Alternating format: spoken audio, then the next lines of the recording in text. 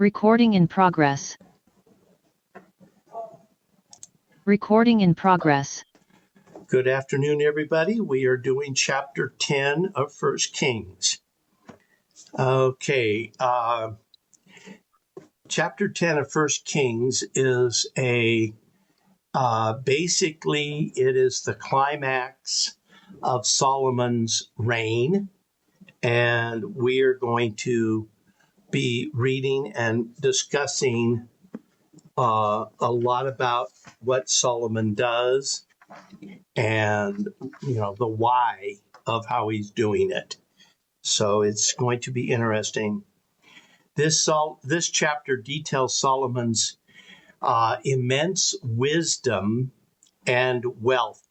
I believe it spends more time on his wealth than it does his wisdom, yet the commentators say that it does talk about his immense wisdom. And then we are going to talk a little bit about the Queen of Sheba. And I've had quite a few people ask me in the past, why is her name not mentioned, whereas many of the male king names are mentioned? And for about 100-year period in ancient times, it was very common not to write the queen's name down. They felt that was a way of respecting the queen. That custom only lasted about 100 years, but it does give us a hint of the time period of when First Kings was written and so forth. So it does help us with the dating of the book. We're going to talk a little bit about her lavish gifts and so forth. So do you guys have your Bibles opened up to chapter 10? If somebody would read for me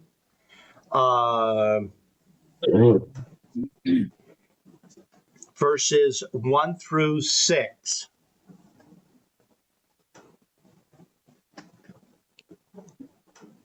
Laurie, would you read? When the Queen of Sheba heard of Solomon's fame, which brought honor to the name of the Lord, she came to test him. Hard questions. She arrived in Jerusalem with a large group of attendants and a caravan of camels loaded with spices, large quantities of gold, and precious jewels. When she met with Solomon, she talked with him about everything she had on her mind. Solomon had answers for all of her questions. Nothing was too hard for the king to explain to her.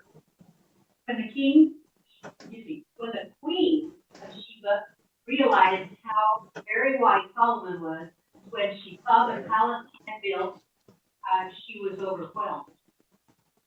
She was also amazed at the food on his table, the organization of his officials, and their splendid clothing, the cupbearers, and the first offering Solomon made at the temple of the Lord. She explained to the king, everything I heard in my country about her achievements and wisdom is true. Okay, so why do you think the Queen of Sheba came to visit King Solomon? I think she came for a religious reason only. And Jesus had two passages in the New Testament where he spoke with the Queen of Sheba coming to see Solomon for his wisdom about God. Okay. And I can read the passage if you want. From Matthew 12. The Queen of the South will rise up in judgment with this generation and condemn it, for she came from the ends of the earth to hear the wisdom of Solomon. Behold, something greater than Solomon's here. And he basically said the same thing to you. Here he was talking to the Pharisees. That's So a, it was, we just really feel what they want to find out about. okay. I like that. Thank you ever so much. That's a great insight, Bill. Like that a lot. And I agree with you. I think she came because she had some spiritual questions in her own mind, and she wanted these to be answered. Many of the commentators says that a lot of her questions to Solomon would have been riddles very similar to what Samson used with the Philistines. And so, and some of those riddles that Samson did use were spiritual in nature. So that makes a lot of sense what you brought up there. Okay, any other reasons? Yes, Paul. I had one. I believe that she had heard that the temple Solomon built was a place where the living and true God could be met with humanity. In other words, humanity and Solomon and the prophets actually could talk to the living and true God and have God's presence in the ark. The ark of the covenant. And she was really impressed with the fact that there was a place where God, if he was true, if he was true God, that humanity could meet and sense his presence and get some answers. So Solomon had already conversed with God twice. And so I'm sure that he probably talked about that. Okay, I like that also. We do know that the land of Sheba is probably Yemen or Ethiopia in today's times. And if you look at that history, we will know that there was part of their customs, part of their practices was a real deep seeking.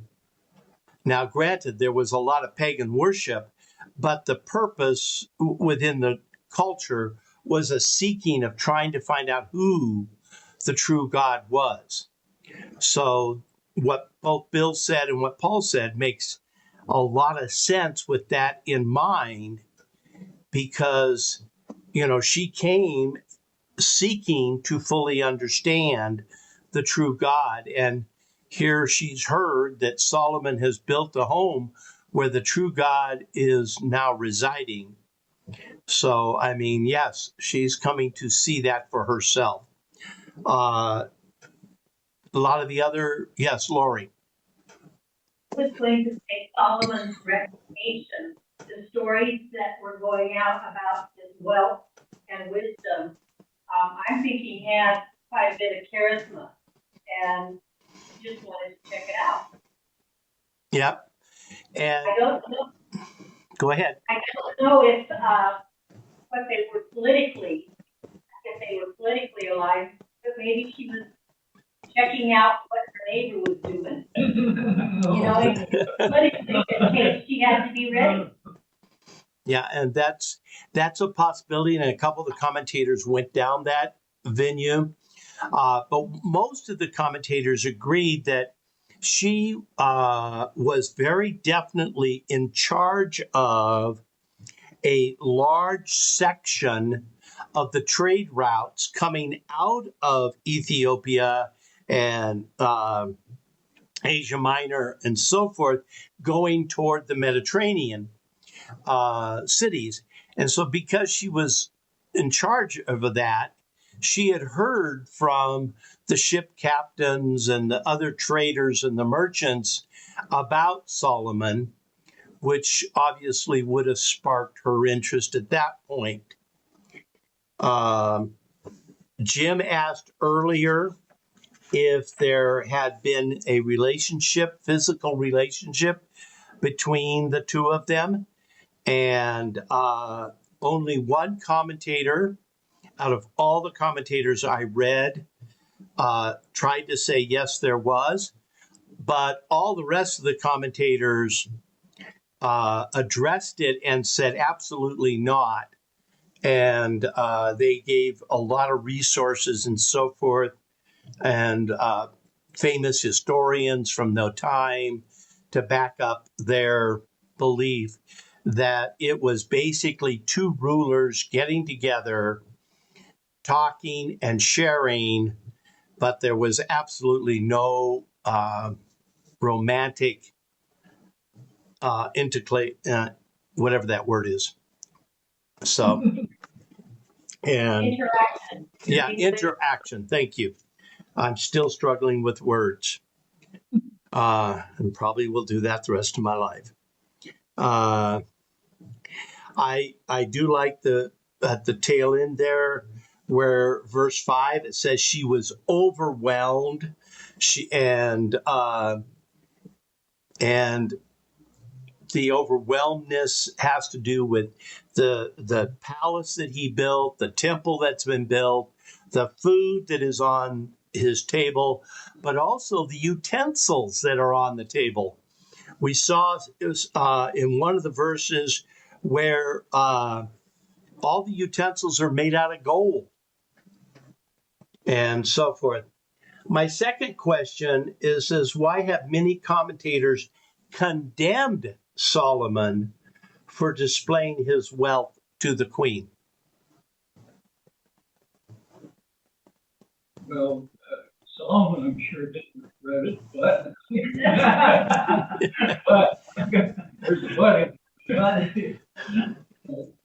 The problem with Solomon was that he didn't understand that in the future that this would create envy, it'd create covetousness among the other world leaders, and they would say to themselves, someday we're going to get some of that wealth. He's not going to have it all by himself. Israel is not going to be the one who has this kind of riches. Solomon in those days, he cornered the market when it came to precious metals, precious wood, precious jewels. I mean, he ran the show. He really did. God bless him. And that was fine for that time. But eventually, when the kingdom divided up, it became weak through this fact that other kingdoms were saying, look, we're going to have some of that back. Let's go for the whole thing. Yeah, so absolutely. That's where the problem was. And I don't know whether Solomon recognized that at all or not. But for his time, he was doing great. Yeah. And it looks like with all of his wisdom, I don't think Solomon ever considered that. I'm not certain about it, obviously, but there's nothing in the Bible or any of the corresponding historians that say that he ever even started to consider that. And you're 100% right about how he basically cornered the market on precious metals. He cornered the market on precious gems. And, the amount of wood that he had brought in, and also the amount of ivory he had brought in. So, I mean, there's a lot of stuff that he brought in. Now, Lori sent us a beautiful, and I'm assuming she gave it to you also, but she sent me a beautiful piece of paper or document on the Forest of Lebanon, which is a part of the palace. I'm trying to open it up here. And it's really, really good. Thank you for that cutting and pasting you did, Lori, because this is a wonderful piece of information. And if you haven't read it, I would recommend that sometime in the near future you do read it, because it will help us as we start going into what's going on with some of the other kings that we're going to come up with. So it's very important that we do look at that. So please take a look at that at your pleasure. There is one tiny mistake, Lori, and I just wanted to correct it while we were here. It talked about the immense wealth under state treasury section. It said it housed immense wealth, including Solomon's 300 ceremonially beaten shields of gold. It's not 300, it's 800. 300 very, very large ones, and then 500 medium-sized shields. And so that's just a little tiny piece of information. But you're right, it was very definitely the treasury, and it's all located in one place. Yes, Linda. It says in verse 16 that he made 200 large shields of hammered gold and 300 smaller shields. Where did you get the other number? One of my commentaries. Where did they get it? And I don't know. So 300 and verse 17, 16 and 17 would be 500. So let's change. We'll go with the Bible as being the truth. So let's go with 500 instead of 300. I like that number better anyway because God said so. Anyway, so, but as I said, it was a very, very minor point, Lori. This is really very, very good information here. So my third question on your paper was, how does the queen react to what she sees? Summed it up by saying she went from disbelief or not knowing to awe. Okay. So now the Bible doesn't answer my second question to this question, but this is going to take us sort of making some informed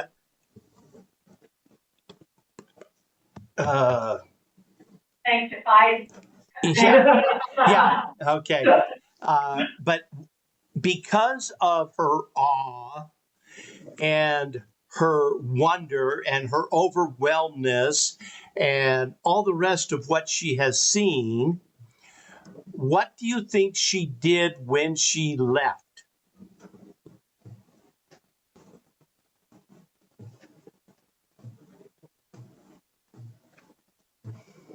I think she would have reinforced what they heard that made them come up to meet King Solomon.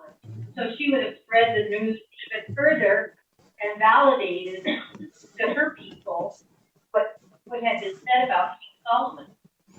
Yeah, and I agree with you. And she would not only have validated to her people, but now it would have gotten into the recorded documents of the courts and so forth, which goes back to what Paul was saying earlier, is all of these kings and leaders like Nebuchadnezzar and so forth, you know, they had heard about this enormous wealth. Well, now, because of the Queen of Sheba, they know it's a fact. So when they send their armies in, as we will see in later chapters,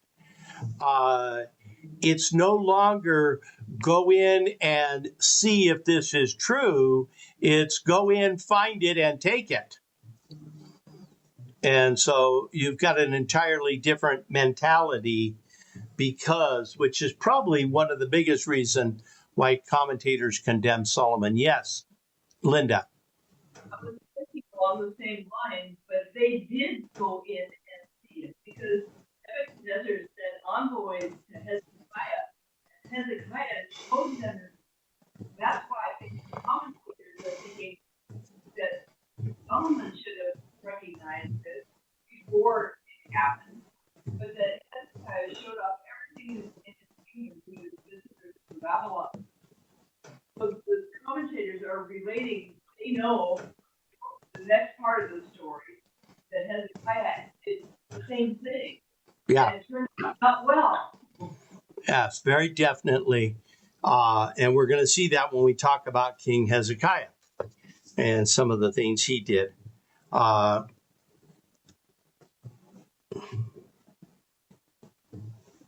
My fourth question is, do you think King Solomon had a thing for gold? And is that a problem, and why? Yeah, gold fever. Amen. And I think we have an official today that has gold fever, but we're not talking about him. So anyway, but back to Solomon. So why is that a problem?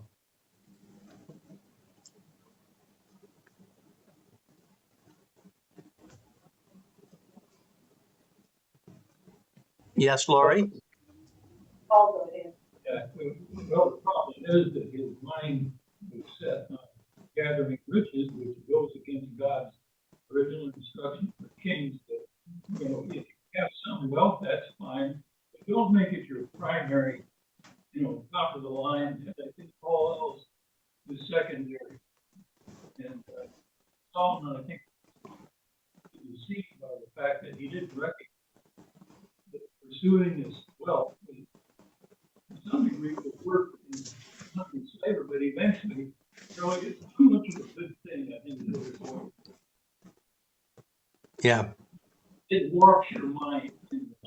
Yeah. His focus went more to wealth than pleasing God. Lori? Paul sets my answer up really well. Thanks, Paul. So I said Solomon is now self-reliant with all that gold, and this is beyond the slippery slide. He's slipped into being self-reliant with all this gold, and he's not relying on God like his father relied on God. So true.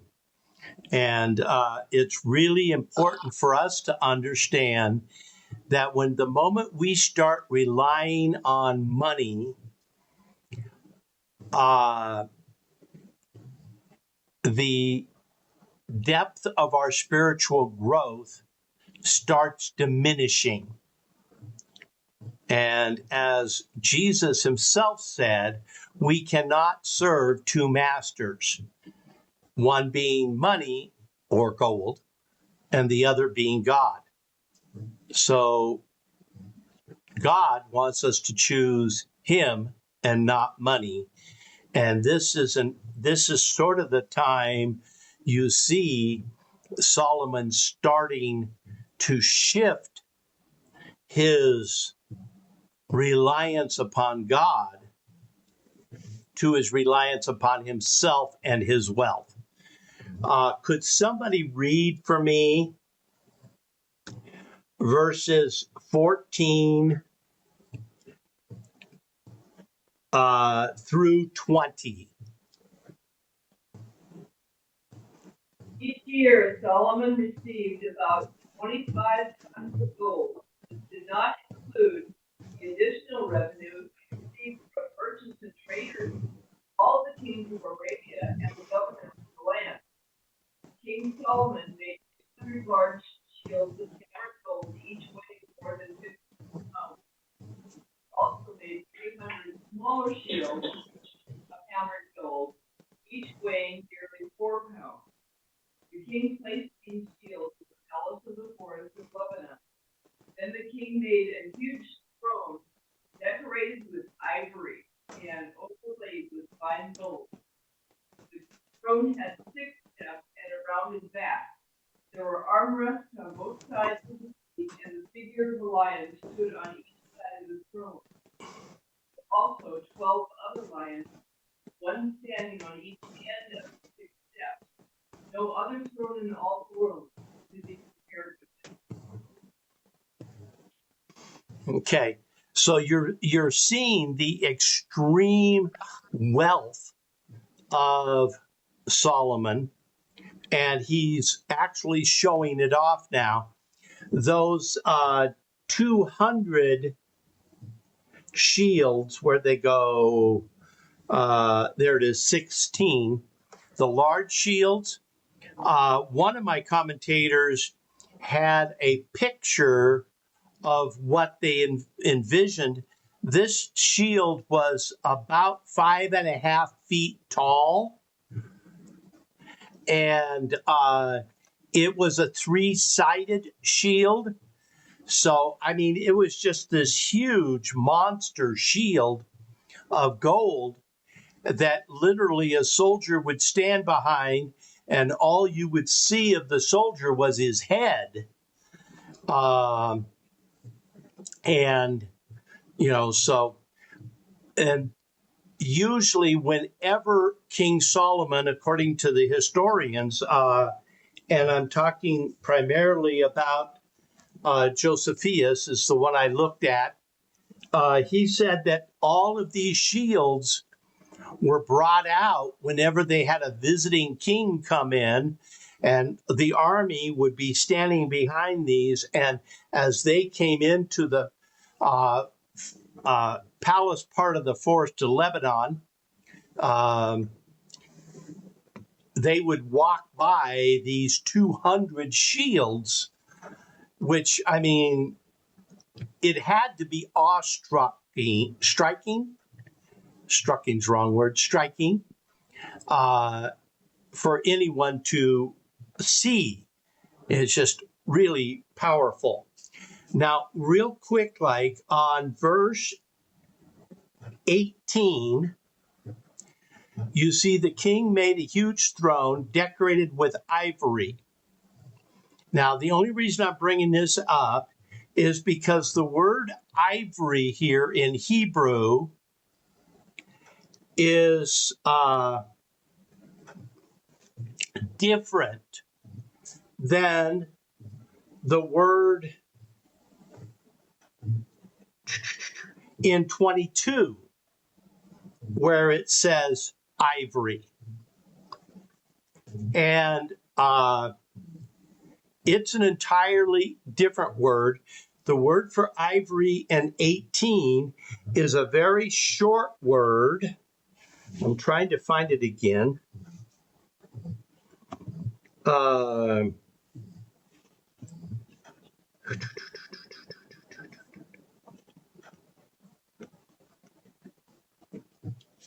S-E-N. Now, obviously in Hebrew, it's their hieroglyphics, but basically it's S-E-N. And that's the word throughout all the rest of the Hebrew Old Testament. Whenever they talked about ivory, that's the word they used. Yet the word that is used in verse 22 is S-E-N-B-A-B-B-I-M. And some of the commentators in the early part of when the Bible was being translated thought that meant elephant. And so therefore, what, do you get from an elephant? You get ivory. And so they put the word ivory in there. Well, in the later translations, so if you have a Bible that has a translation from about 2000 on, they're no longer using the word ivory there. They're using the word ebony, which is a very beautiful, exotic black wood with a gorgeous grain. Bill and I have both worked with it, I think, at one time or another, and it's just absolutely gorgeous. and it's very rare, and it's very, very, very expensive. And it would make sense that the traders were bringing in that. So there's a possibility that they were not only bringing in the ivory for the throne and so forth, but they were also bringing in this ebony wood. It's just something for us to think about.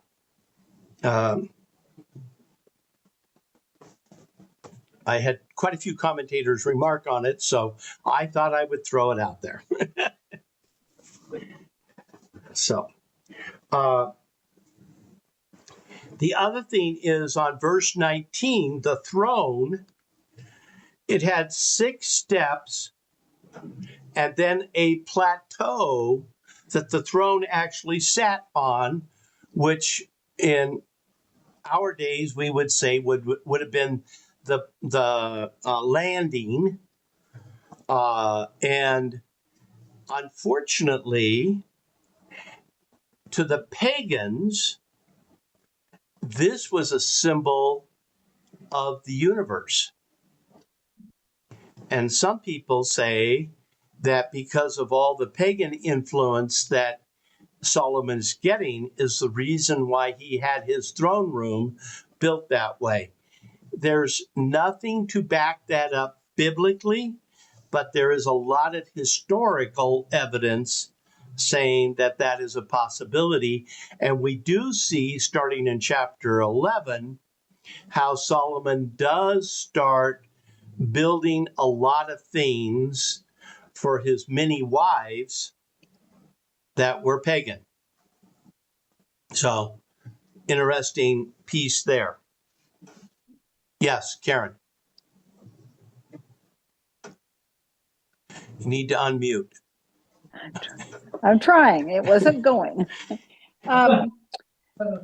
Is there a reason why, or what is the reasoning behind all the lions? Okay. There's 2 or 3 reasonings behind it. The first reasoning that for the longest time in the last couple hundred years is because C.S. Lewis and always referred to God as a lion. And so, that is throughout the Jewish, there is a hint at that, the lion was always considered the king beast, and therefore God is the king. And so it was supposed to be a symbol of deity. But there is also many historians, especially Josephus, who says that the lion was a symbol of Baal. So if that's true, that's scary. Thank you. Yep. Revelation, Jesus is the Lion of the tribe of Judah. Yes, and there is the book of Revelation. We have that, which is, I'm pretty sure, where C.S. Lewis got his imagery for his books. And so I am going to just assume that that's where Solomon went, because I like that thought much better than the thought of, Baal.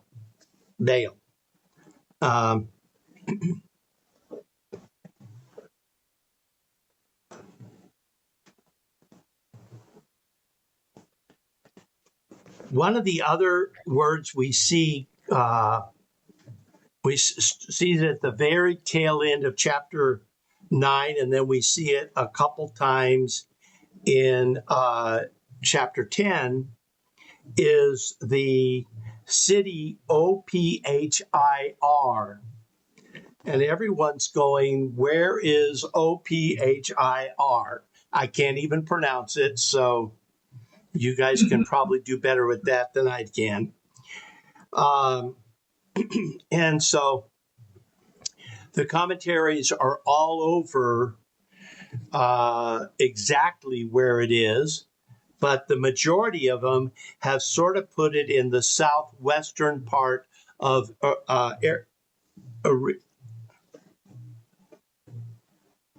Arab, Arabia, Arabia. Arabia. Thank you. Why does my brain do this? And they believed that this was probably part of the area that the Queen of Sheba came from. What is really interesting is if you go back into Genesis chapter 10, verses 28 and 29, we will see that Sheba is mentioned as one of the cities that the sons of Noah built. So just thought I'd throw that out. I like some of these tidbits I found. So we also see, okay, I got us down to 20. If I could have somebody read 22 through 29 for me. The king had a fleet of trading ships at sea along with ships of Hiram. Once every 3 years it returned, carrying gold, silver, and ivory, and apes and baboons. For Zuzer, I said peacock. Yes, I was going to mention that the word there for baboons and peacocks in the Hebrew is the same word. So you get to take your pick. Did they have baboons or did they have peacocks? I would think it would probably be easier to ship baboons than it would be to ship peacocks, but I don't know. I think Solomon was trying to form a zoo. Yeah, So it kind of was a lot of exotic animals. yeah. King Solomon was greater in riches and wisdom than all the other kings of the earth. The whole world sought audience in Solomon to hear the wisdom God had put in his heart. Year after year, everyone who came brought a gift, articles of silver and gold, robes, weapons, spices, and horses and mules. Solomon accumulated chariots and horses. He had 1,400 chariots and 12,000 horses, which he kept in the chariot city, and also with him in Jerusalem. The king made silver as common in Jerusalem as stone, and cedar as stone, fig tree, and wood. Solomon's horses were imported from Cuba. The royal merchants purchased them from Cuba. They imported a chariot from Egypt for 600 shekels silver and a horse for 150. He also imported them to the east of the Hittites and the Armenians. Okay, we got one little teeny problem here with this translation in English. It says that Solomon's horses were imported from Egypt. If we take a look at Deuteronomy chapter 17, verse 16, we see that God absolutely forbid, is that the right word? The Jews from ever going down to Egypt to buy horses. And, you know, they were never to return to Egypt, and they were never to buy horses from Egypt. So, is this an outright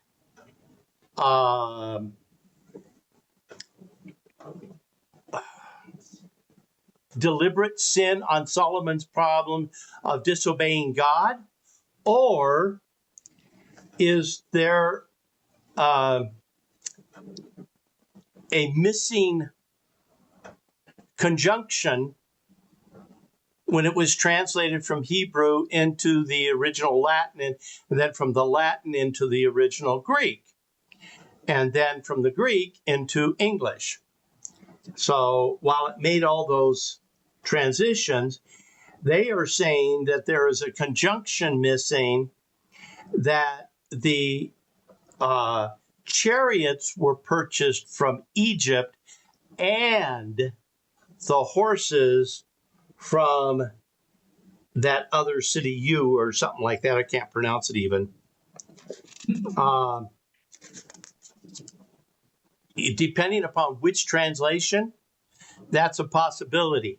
But for me, I am very concerned here that we have a, if this has been translated 100% correctly, we have a very deliberate disobedience on the part of the king to be buying horses from Egypt. Yes, Karen, and then Linda. You said that scripture was in Deuteronomy, correct? Yeah, Deuteronomy 17, verse 16. That is the era of the 40 years. The 40 years? Yes. 40 years in the desert, wandering. So was that to be forever and ever, or was that during that section is when Moses is turning around to the people and he says, you're going to want a king. And when the king comes, he is not supposed to send people down to Egypt to get horses. He's also not supposed to collect large quantities of gold. Okay, thank you. So, yes, Linda, yeah. My footnote in verse 28, the first part says, rather than Egypt, it says possibly Masur, a district near Philistia. Yeah, and that makes sense to me because Egypt, from everything I've read on the history side, is not known for its horses. It was known for its chariots. And so I don't know the answer to it, but it sure did raise a lot of red flags for me. And then Lori. I'm going to say, to answer your other question, that Solomon was deeper into sin. Because one, he already had taken so many wives. Like you just said, the wealth he was accumulating. I'm kind of thinking it doesn't really matter where the horses came from. He did the beef anyway. And that could be very true too. But as I was just thinking, it's an example of, yes, Paul. Yeah, don't horses, in a sense, represent warfare? Yeah, so horses were primarily weapons of warfare in those days. Why does he need 12,000 horses and a chariot? Is he trying to raise an army? Well, some commentary, and again, I am not an expert in that field at all, but some commentary said that the majority of these chariots were driven by 2 or 4 horses each. And the reason they had to have so many more horses than chariots was because when the horses got tired, they had to switch them out. I really don't know, but that was the logic that was given to me through the commentaries for why there were so many more horses than chariots. One of the people, somebody said something. Jim? Did you have a question earlier? Oh, I was just going to say, you mentioned Deuteronomy 16 or 17:16, but you have to throw, and we touched on it, you have to throw 17 in there because it also says that he should not require many wives or gold and silver. Yeah. which he did. And then my thought too is, why does he need so much of any of it that he's got? As I Except for said, wisdom, of course. I believe this is showing us how he's changed his focus. Linda? Have another footnote for, where it says horses. It says, or charioteers. It could mean horsemen, those who drove the chariot. They had to. Yeah, I actually got that. August Condell mentioned that they may have gotten the charioteers or the horsemen. They got the chariots and the horsemen from Egypt. I don't know. As I said, there's obviously some work within the translation. Karen. So I looked up and it said about the city of or area called CICIA Yeah. that is today southern Turkey. Okay. So if they got some of the horses from that area or the chariots or whatever, it was like, Yeah. it's not near Egypt. It was currently in southern Turkey. Yeah. And we do know that Arabia was well known for their horses. So, that whole area there is interesting. So my next question to you was, I says, why do you think God includes verse 25 in this section? And verse 25 says, year after year, everyone who visited brought him gifts of silver and gold, clothing, weapons, spices, horses, and mules.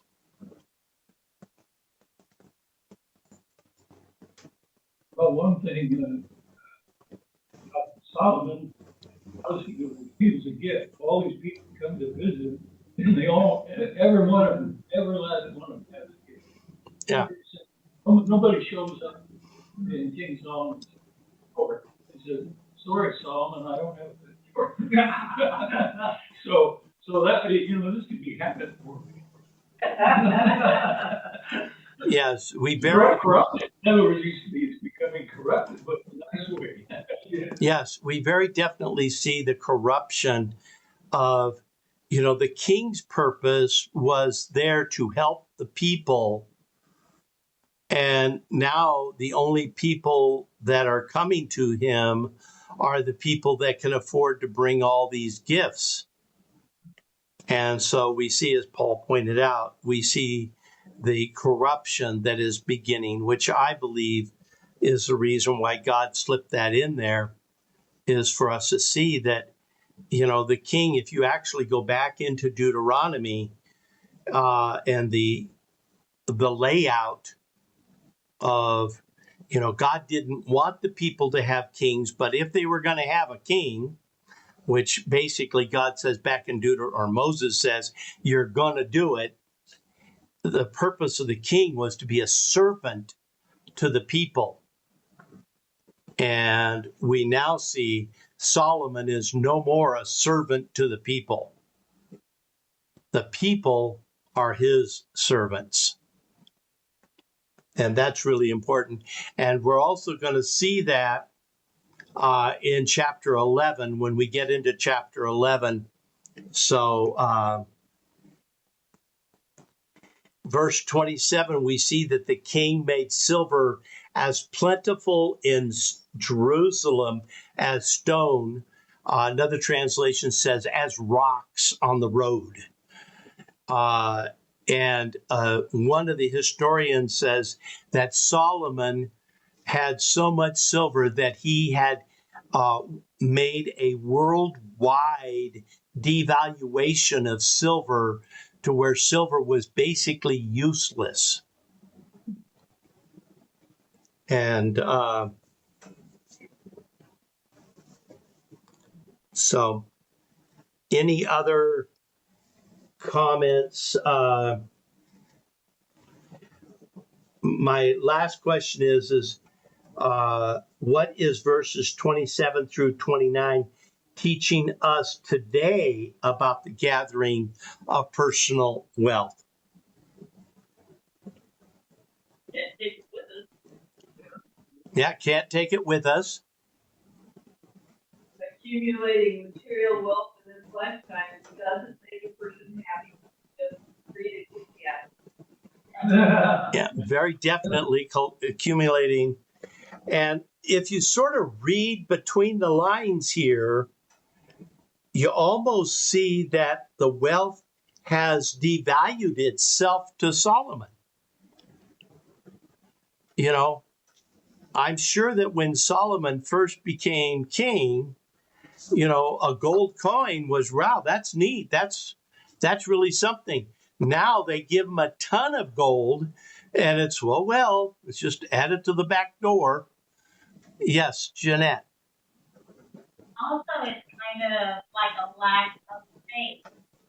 Because you got all this money, so you don't have to worry, or you don't have to pray to God because you got it, you know, and so it also can challenge faith. Absolutely. We see a lot of, we're no longer trusting God. We're trusting ourselves. We're trusting all the gold we have. We're trusting this. We're trusting that. And yes, Jeanette. Instead of realizing who gave that to us, God. All our focus becomes business. Yeah. You know, we're not understanding that, you know, God is the true master of the entire world. And we're not giving him the glory or anything, which really sort of, here you've got this temple that Solomon has built, which is really sort of comical to me. With all of the archaeologists, now I'm only going back to 2000, okay? Because I haven't read any of the archaeology magazines since 2000. But as of that date, the archaeologists had not been able to find even one rock of the temple of Solomon. They found lots of rocks of the temple of, you know, Herod's temple, but they have not found anything. Now, is it that you're just digging in the wrong spot? I don't know. But it was interesting to me that as of 2000, the archaeologists couldn't even find it, which sort of tells me that God just sort of made it all go away. Lori. I'd like to read something that was meaningful to me in my commentary part here. It says, in ideal conditions, people prosper when God runs their lives, but prosperity is not guaranteed. Wealth does not prove that a person is living right before God, and poverty does not indicate sin. Absolutely. And the other thing that is just to add on to that, which will sort of prove that point, up until the Queen of Sheba comes and visits Solomon, he and all of Israel have been in a period of peace. After her visit, all of a sudden, Solomon spends the remainder of his life fighting guerrilla tactics by other people. And we're going to hear a little tiny bit of that in chapter 11. However, if you read the history of Solomon's history in the book of Kings, not our king, not First Kings and Second Kings, but the book of Kings, which is a different Hebrew book, you will see that Solomon spends the rest of his life after that visit basically going from one violent upheaval to another. And so, having all this wealth and everything doesn't do anything for making him happy or peaceful. So that sort of backs up what you were just saying, Lori. So, any other questions about chapter 10? Yes, Bill. I got a couple. In verse 29, it says the export and all these chariots and horses to all these other kings. So how much did he keep? Did he really have a big bunch of chariots and horses, or did he all export them? And he was selling them. He was a seller, and he was selling them to all these other kings. What most of the commentators are saying, and that's a good point, Bill, because actually quite a few commentators brought that up. Most of the commentators are saying that once he hit the 14,000 or 1,400 chariots, all the new chariots that came in either replaced chariots that were starting to wear out, or they exported them. And the chariots that were starting to wear out, they exported those. So he sort of kept that 1,400 as his, goal, and then he exported everything above and beyond that, because you see that he had all these coming in almost every other year. I got another. Okay. I read in the commentary where it said that Queen of Sheba went back pregnant with a son, and that later on that son came back to Jerusalem and took the Ark of the Covenant back to Ethiopia. Yeah. I think that's the commentary I was referring to, but that has been debunked and by multiple other commentaries. So to the best of my knowledge, that did not happen. Linda. I was wondering, where's the Hittites and the Arameans, the ones that he was exporting to the kings of the Hittites, kings of Aram? Were those areas really a part of his kingdom? Weren't those what? Areas of the Hittites and the Arameans, weren't that part of Solomon's kingdom? Yeah, they were areas that they had conquered, but they were not, they were in subjection to. Okay. You follow me? But it's really interesting to me is that last part of that sentence there. He's now selling horses and chariots to his enemies. Because are we not going to see that the Hittites and the ARAMs, are they not going to, in later chapters, cause problems for Israel? And they do. So, any other questions? Well, back on question number 3, how does the Queen of Sheba react to what she sees? We kind of skipped over the part where she's giving honor to God.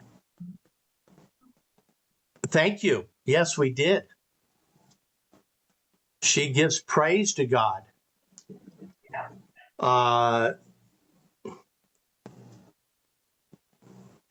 Verses 4, 5, and 6 and 7 is really powerful. She says, when the Queen of Sheba realized how very wise Solomon was, and when she saw the palace he had built, she was overwhelmed.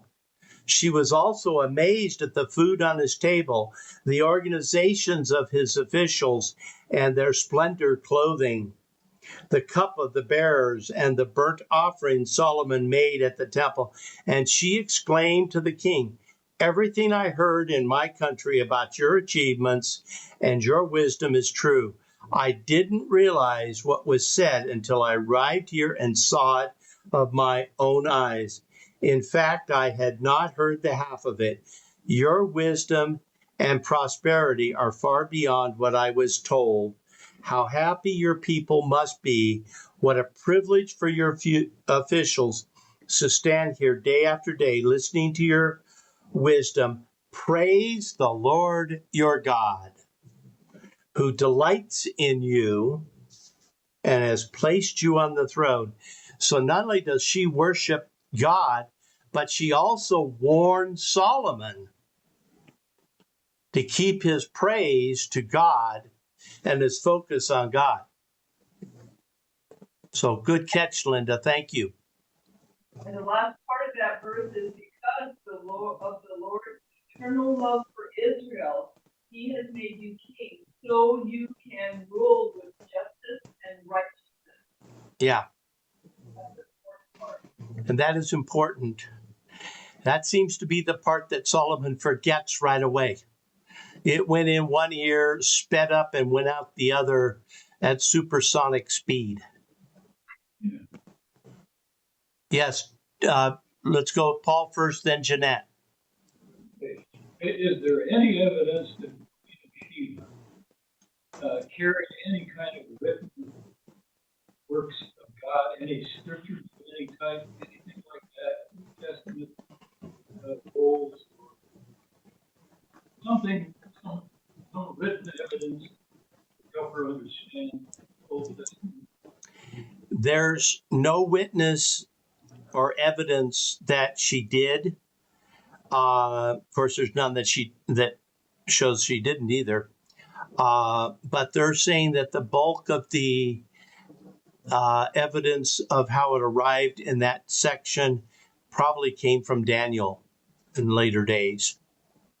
But we don't know. Jeanette? Wasn't he supposed to read the Ten Commandments and go through the laws for the king? Wasn't he supposed to do that every day?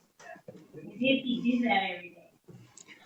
Well, he was supposed to read from the Torah. He was supposed to read the entire Torah every year, a little bit every day. Did he do that? I believe he started to. Did he finish doing it? I doubt it. But, you know, there are people today that read the Bible every day, but they do not walk with God. So maybe he did, and he just didn't walk.